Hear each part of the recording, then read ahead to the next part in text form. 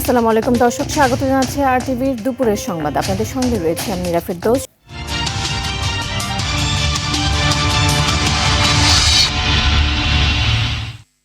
ধর্মকে ব্যবহার করে শিরক করছে একটি দল, তাদের প্রতি মানুষ ক্ষিপ্ত, তাই তাদের 3 গুণ প্রটোকল দেওয়ার দাবি জানিয়েছেন তারেক রহমান। বলেন, স্বৈরাচার দিনের ভোট রাতে করেছে, আর একটি দল পোস্টাল ব্যালট নিজেদের দখলে নিয়ে ইলেকশন ইঞ্জিনিয়ারিং করার চেষ্টা করছেন। ভোটারদের তাই তাহাজ্জুদের ওয়াক্তে ভোট কেন্দ্রে যাওয়ার আহ্বান তারেক রহমানের। আব্দুর রহমের রিপোর্টে থাকছে এরই বিস্তারিত। নির্বাচনী প্রচারণার প্রথম দিনই চমক দেখালেন বিএনপির চেয়ারম্যান তারেক রহমান। ঘড়ির কাঁটায় তখন রাত 4:45। সিলেট, হবিগঞ্জ, ব্রাহ্মণবাড়িয়া, মৌলভীবাজার, কিশোরগঞ্জ, ভৈরব ও নরসিংদীর পথসভা শেষ করে নারায়ণগঞ্জে আসেন তারেক রহমানকে বহন করা সবার আগে বাংলাদেশ লেখা গাড়িটি। একই সঙ্গে তিনি নারায়ণগঞ্জের জনগণকে ভোর 4টা পর্যন্ত জেগে থাকায় ধন্যবাদ জ্ঞাপন করে বলেন, আগামী 12 ফেব্রুয়ারি ভোটের দিন কেন্দ্র খোলার সঙ্গে সঙ্গে লাইনে দাঁড়িয়ে ধানের শীষে প্রতীকে ভোট দিবেন। তরুণ যুবক ভাই বোনদের কর্মসংস্থানের জন্য যে বিভিন্ন ট্রেনিং এর ব্যবস্থা করলাম, খাল খননের কর্মসূচির কথা যে বললাম, এই কাজগুলো যদি বাস্তবায়ন করতে হয় তাহলে ধানের শীষকে জিতাতে হবে। তারপরে ফজরের নামাজ পড়ে ভোট কেন্দ্রের লাইন দিয়ে শুরু করে দাঁড়া যাবে যে ভোট কেন্দ্র খোলা মাত্র ধানের শীষে ভোট দিতে হবে। এদিকে হবিগঞ্জের শায়েস্তাগঞ্জের নির্বাচনী জনসভায় তারেক রহমান বলেন, যে দলটি স্বাধীনতার বিরোধিতা করেছিল তাদের কাছে কি প্রত্যাশা করবে দেশের মানুষ। তাদের মিথ্যে প্রলোভন থেকে দেশের মানুষকে সতর্ক থাকার আহ্বান জানান তিনি। 71 সালে দেশের মানুষ দেখেছে আপনাদের ভূমিকার কারণে এই দেশের লক্ষ লক্ষ শহীদ মুক্তিযোদ্ধা শহীদ হয়েছেন, অনেক মানুষ পঙ্গু হয়েছে। বিএনপি ক্ষমতায় গেলে কৃষকদের ফার্মার কার্ড পিছিয়ে পড়া জনগোষ্ঠীর জন্য ফ্যামিলি কার্ড দেওয়ার ঘোষণা দেন তারেক রহমান। আমাদের মা বোনদের জন্য এই সুবিধাটা যে আমরা দিতে চাই, এটার যে পরিকল্পনা করেছি, আপনারা কি মনে করেন এই পরিকল্পনার সঠিক? একটি দল ভোট ইঞ্জিনিয়ারিং এর পাইতারা করছে বলে অভিযোগ করেন বিএনপির চেয়ারম্যান তারেক রহমান। 16 বছরের দেশের সবকিছু ছারখার হয়ে গিয়েছে। আব্দুর রহিম, আরটিভি, ঢাকা। ব্যাপক উৎসাহ উদ্দীপনার মধ্য দিয়ে সারা দেশে নির্বাচনী প্রচার চলছে। রাজধানী উত্তর ও দক্ষিণে চলছে দ্বিতীয় দিনের প্রচার। বিএনপি, জামায়াত ও এনসিপি সহ বিভিন্ন দলের প্রার্থীরা নানা প্রতিশ্রুতি দিয়ে যাচ্ছেন ভোটারদের দ্বারে দ্বারে। এ সময় নেতাকর্মী ও সমর্থকদের স্বতঃস্ফূর্ত অংশগ্রহণে এলাকা মুখরিত হয়ে ওঠে। তবে ভোটাররা বলছেন, যারা দেশ ও এলাকার উন্নয়নে কাজ করবেন তাদের প্রতি সমর্থন দেবেন তারা। সেই সঙ্গে সহিংসতা ছাড়া সুষ্ঠু ভোটের আশাবাদ ব্যক্ত করেন ভোটাররা। জাতীয় সংসদ নির্বাচন উপলক্ষে দ্বিতীয় দিন কিন্তু তিনি চাচ্ছেন এবং তিনি বলছেন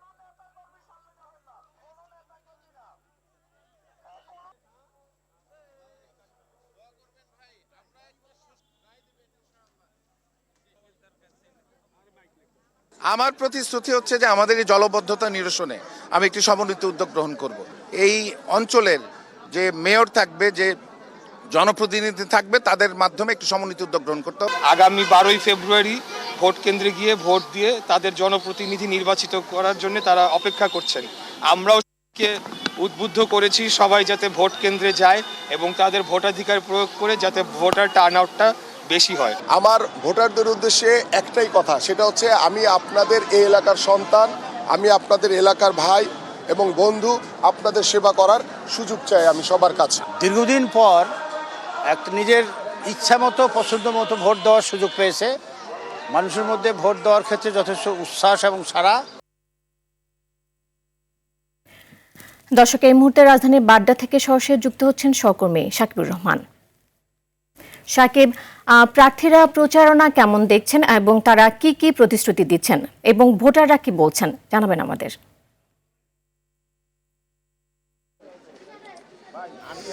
নীরা, আসলে প্রার্থীরা কিন্তু সকাল থেকে তাদের যে প্রচারণা সেটি চালাচ্ছে। এখন যেহেতু জুম্মার নামাজ শেষ হয়েছে, বেশিরভাগ প্রার্থী কিন্তু মসজিদে নামাজ আদায় করছেন এবং নামাজ আদায় শেষে আবার তারা বাইরে বের হয়ে যারা মুসল্লি রয়েছেন এবং এলাকাবাসী তাদের মাঝে তারা প্রচার চালাবেন এবং তাদের যে ভোট সেই ভোটটি তারা প্রার্থনা করবেন।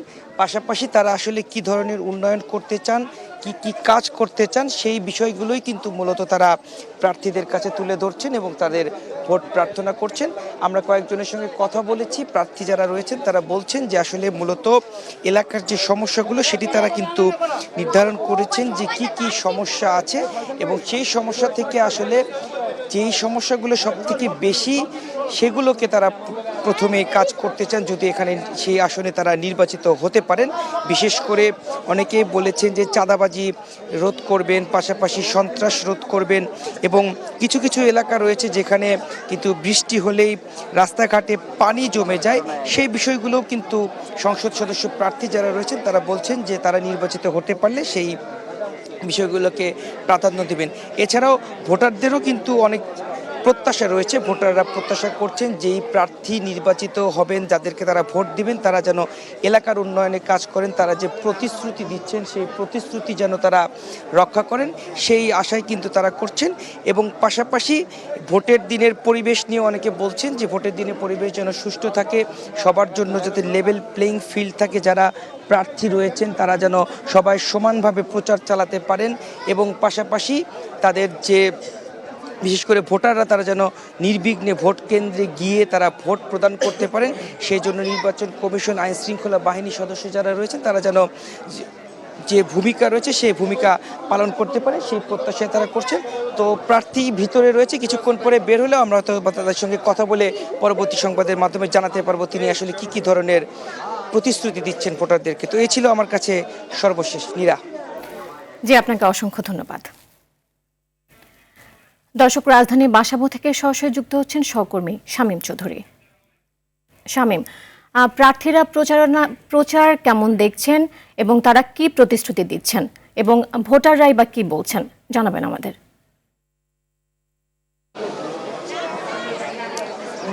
নীরা, আমি সকালবেলা গিয়েছিলাম ঢাকা ৬ আসনে, সেখানে বিএনপি মনোনীত প্রার্থী ইশরাক হোসেন জনসংযোগ করেছেন।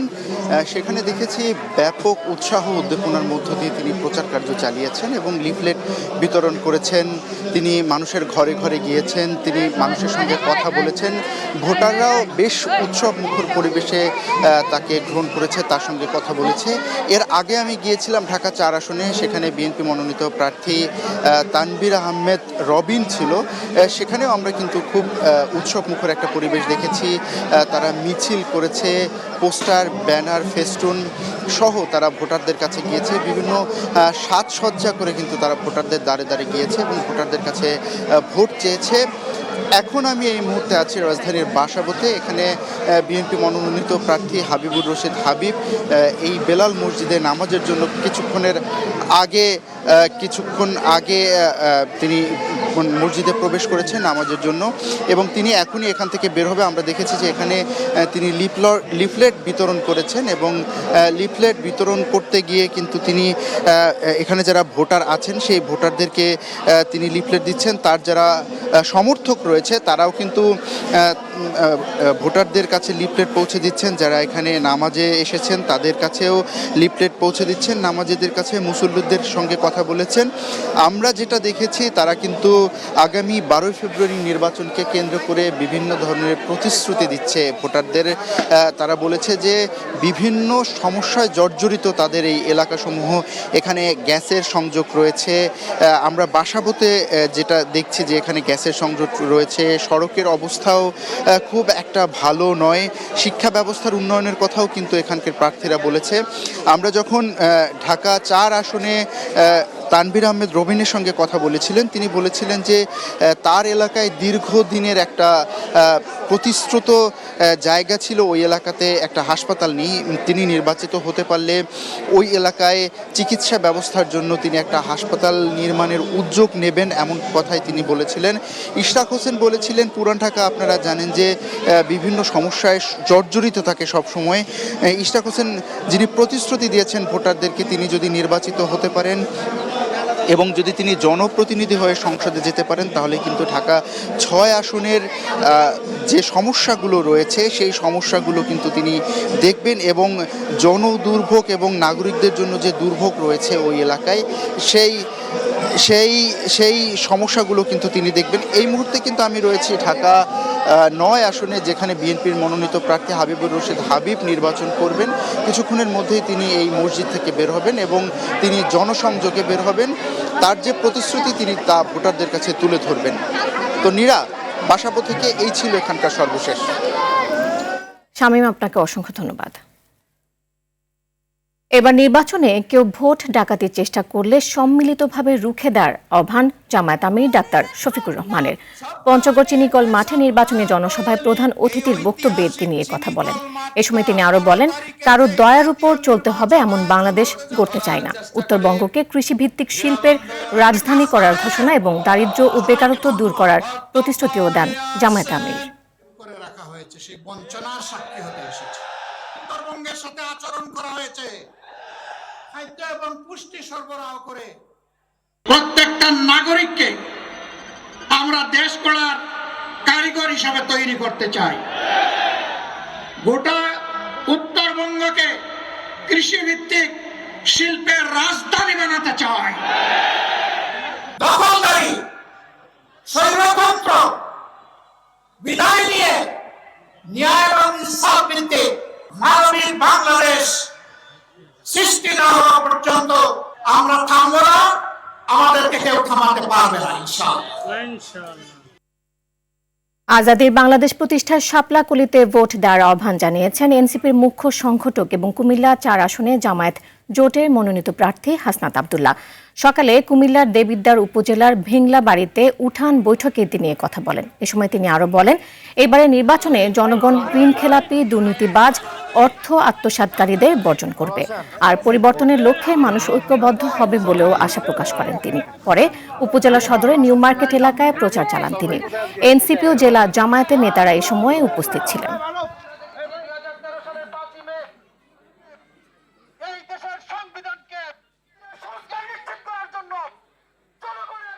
আমাকে দিয়ে আর যাই হোক সম্ভব, কিন্তু আমাকে দিয়ে কোনোদিনও চাঁদাবাজি, টেন্ডারবাজি, দুর্নীতি আমার দ্বারা কোনোদিনই সম্ভব না। আমরা আমাদের জায়গা থেকে যারা বেকার, যারা কর্ম করে খায়, যারা রেমিটেন্স যোদ্ধা, যারা নেতা বানায়, এবার এই রেমিটেন্স যোদ্ধা যারা কর্ম করে খায়, যারা কারখানাতে কাজ করে, তাদের থেকে এবার নেতা নির্বাচিত হবে ইনশাআল্লাহ। আগামী 12 ফেব্রুয়ারি সাধারণ নির্বাচন বাংলাদেশে ভবিষ্যতের সব নির্বাচনের জন্য একটি মানদণ্ড স্থাপন করবে বলে মন্তব্য করেছেন প্রধান উপদেষ্টা অধ্যাপক ডক্টর মোহাম্মদ ইউনূস। বৃহস্পতিবার রাষ্ট্র অতিথি ভবন যমুনায় ঢাকায় নবনিযুক্ত যুক্তরাষ্ট্রের রাষ্ট্রদূত ব্রেন্ট ক্রিস্টসনের প্রধান উপদেষ্টার সঙ্গে সৌজন্য সাক্ষাৎ করতে গেলে তিনি এ মন্তব্য করেন। সাক্ষাতে উভয় পক্ষ আসন্ন সাধারণ নির্বাচন, অন্তর্বর্তী সরকারের অনুমোদিত ব্যাপক শ্রম আইন, প্রস্তাবিত বাংলাদেশ যুক্তরাষ্ট্র শুল্ক চুক্তি এবং রোহিঙ্গা সংকট সহ বিভিন্ন গুরুত্বপূর্ণ বিষয়ে আলোচনা করেন। অধ্যাপক ডক্টর ইউনূস অন্তর্বর্তী সরকারের প্রধান পররাষ্ট্রনীতি উদ্যোগগুলো তুলে ধরেন, যার মধ্যে রয়েছে আসিয়ান সদস্যপদ লাভে বাংলাদেশের পরিকল্পনা এবং দক্ষিণ এশিয়ায় আঞ্চলিক ও অর্থনৈতিক সহযোগিতার গুরুত্বপূর্ণ প্ল্যাটফর্ম হিসেবে দক্ষিণ এশীয় আঞ্চলিক সহযোগিতা সংস্থা সার্ক পুনরুজ্জীবনের প্রচেষ্টা। সাক্ষাতে যুক্তরাষ্ট্রের সাম্প্রতিক ভিসা নিষেধাজ্ঞা যা বাংলাদেশ সহ 75টি দেশের উপর আরোপ করা হয়েছে সেই বিষয়েও আলোচনা হয়। এ সময় জাতীয় নিরাপত্তা উপদেষ্টা ডক্টর খলিলুর রহমান এবং এসডিজি সমন্বয়কারী লামিয়া মুর্শেদ উপস্থিত ছিলেন।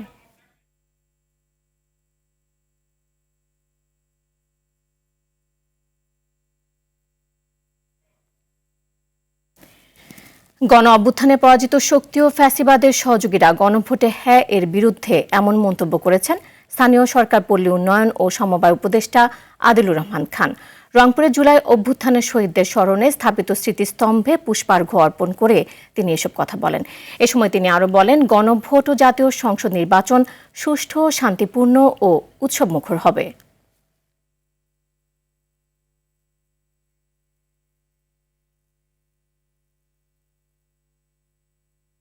আমরা আশা করছি নির্বাচন সুষ্ঠু হবে, শান্তিপূর্ণ হবে, উৎসবমুখর হবে এবং ব্যাপকভাবে গণভোটের পক্ষে বাংলাদেশের জনসাধারণ জুলাই সনদের পক্ষে শহীদদের আত্মত্যাগের ব্যাপারটা সামনে রেখে তাদের সম্মতি দেবেন, হ্যাঁ ভোট দিবেন।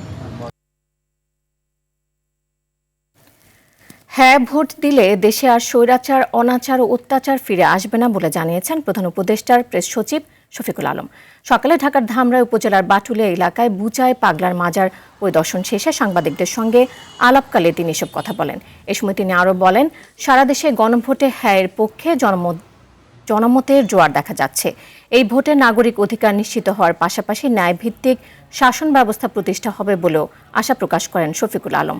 স্থানীয় প্রশাসনের কর্মকর্তারা এ সময় উপস্থিত ছিলেন।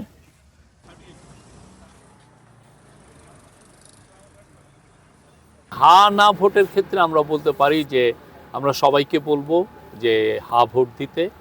আমরা মনে করি যে হা ভোটের অলরেডি সারা বাংলাদেশে আমরা একটা জোয়ার দেখছি হা ভোটের জন্য। মানুষ জানে যে হা ভোটে দিলে, হা ভোটে যদি তারা সিল দেয় তো দেশে আর স্বৈরাচার ফিরবে না, দেশে অনাচার ফিরবে না, অত্যাচার ফিরবে না। আপনি যে ব্যাংকে যে টাকাটা রাখি কেউ এসে এটা লুট করে নিয়ে যাবে না। রাজনৈতিক দলগুলোর ভিন্ন মতের মধ্যে জুলাই জাতীয় সনদের ভিত্তিতে সংস্কার বাস্তবায়নের রূপরেখা অনুমোদন দিয়েছে অন্তর্বর্তী সরকার।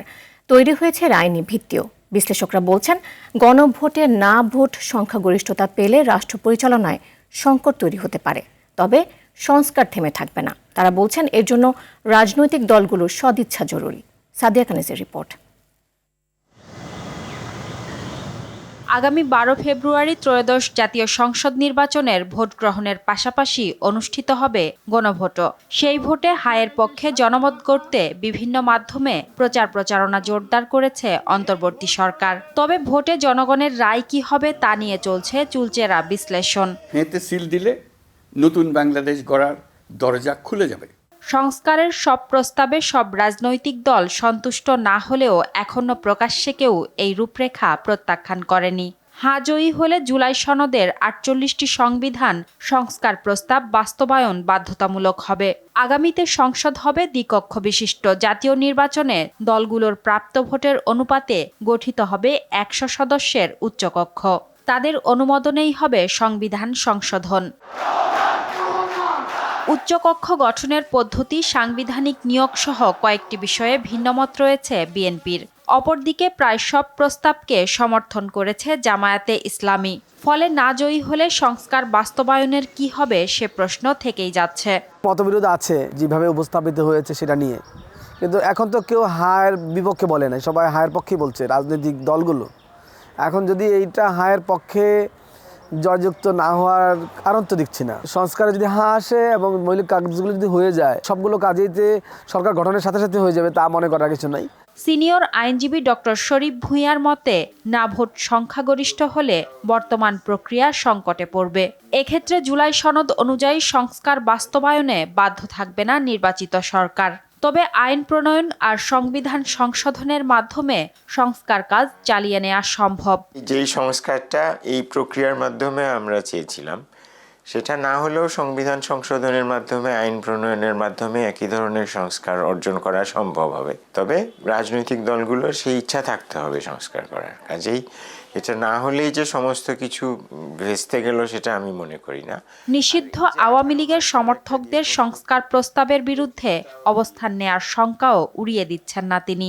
বিপুল সংখ্যায় গিয়ে এখানে না ভোট দিয়ে সেই জিনিসটাকে পরাজিত করে গত 1.5 বছরের প্রক্রিয়াটাকে প্রশ্নবিদ্ধ করি, অন্তর্বর্তী সরকারকে প্রশ্নবিদ্ধ করি, ভবিষ্যতের যারা সরকারে আসবে তাদেরকে প্রশ্নবিদ্ধ করি, এবং এই প্রশ্নবিদ্ধ করার ক্ষেত্রে তাদের একটা উৎসাহ থাকতে পারে। দেশের স্বার্থে সবাই গণভোটে হায়ের পক্ষে ভোটাধিকার প্রয়োগ করবে বলে আশা জুলাই গণঅভ্যুত্থানের অংশীদারদের। জুলাইকেও মুছে ফেলা যাবে না।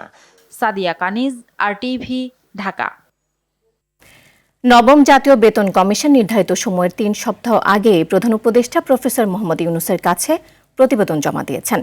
জাকির আহমেদ খানের নেতৃত্বে 23 সদস্যের কমিশন কাজটি সম্পন্ন করে। কমিশন 20টি বেতন স্কেল প্রস্তাব করেছে। সর্বনিম্ন বেতন 8,250 থেকে 2 লাখ টাকা এবং সর্বোচ্চ 78,000 থেকে 1,60,000 টাকা। বাস্তবায়নে প্রয়োজন হবে 1,600 কোটি টাকা। প্রতিবেদনে স্বাস্থ্য বীমা, পেনশন সংস্কার ও কল্যাণ বোর্ড পুনর্গঠনের সুপারিশ রয়েছে।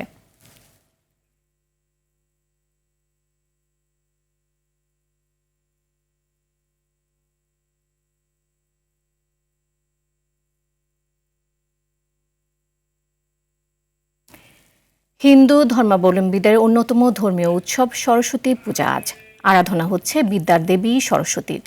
ভক্তদের বিশ্বাস, দেবীর বাহন রাজহংসের পিঠে চেপে অনুসারীদের মধ্যে বিদ্যা, কলা, বাণী ছড়িয়ে দিতে আসেন মর্তালোকে।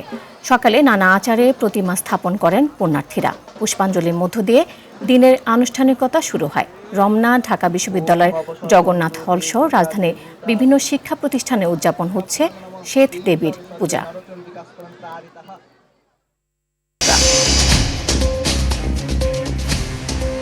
দর্শক, দুপুরের সংবাদ এ পর্যন্তই। জেলার সংবাদ বিকেল 4:45টায় দেখার আমন্ত্রণ রইল। এতক্ষণ সাথে থাকার জন্য ধন্যবাদ সবাইকে।